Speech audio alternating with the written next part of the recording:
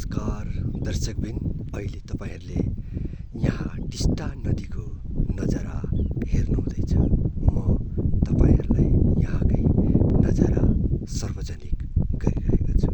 दर्शकबिन, यतिखेर टिस्टामा एकदमै सरल शीतल हावा लागिरहेको हेर्नुहोस् त।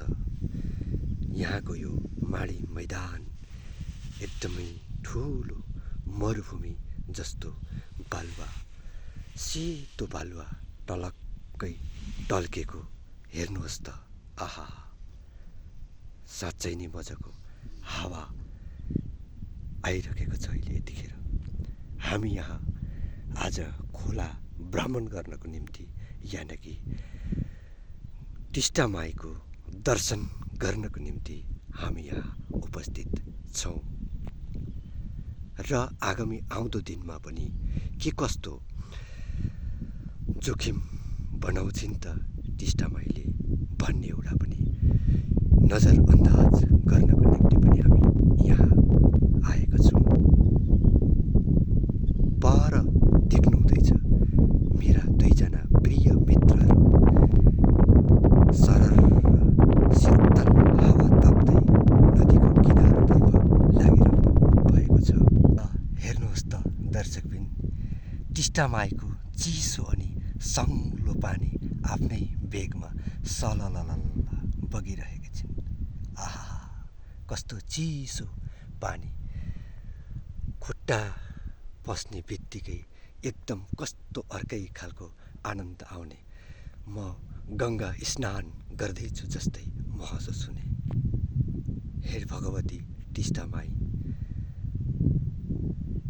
हाम्रो लागि सबै देवी देवता, नाग नगेनी जति पनि यहाँ हुनुहुन्छ चलखेल गर्ने हजुरहरू सबैलाई नै सम्पूर्ण टोटगाउँका ग्रामवासीको तर्फबाट कोटी कोटी प्रणाम टक्राउँछु।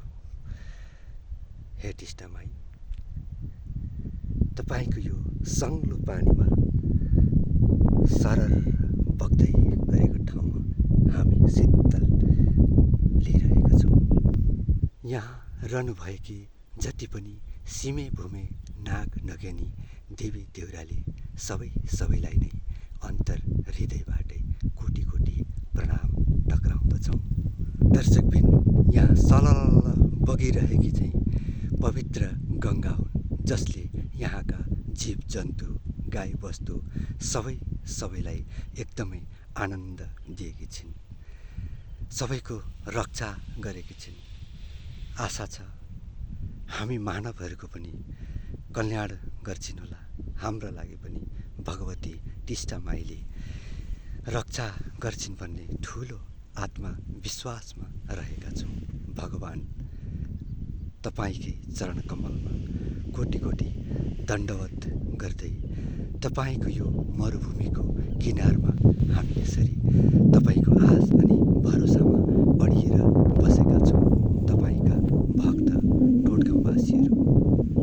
र दर्शकबिन, अन्तमा हामी फर्किने बेलामा यसरी बालुवाको रासहरू टल्किएको देख्न पायौँ र यहाँबाट फर्किने बेलामा मेरा हराएका मित्रहरू मैले छेउमै पाएँ अनि उहाँहरूसँग केही गफ गर्दै गर्दै फेरि म आफ्नो घरतर्फ लागेँ।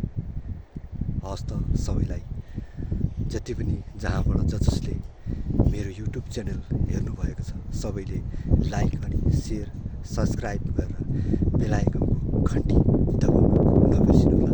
सबैलाई जय भोलेनाथ, जय गङ्गा।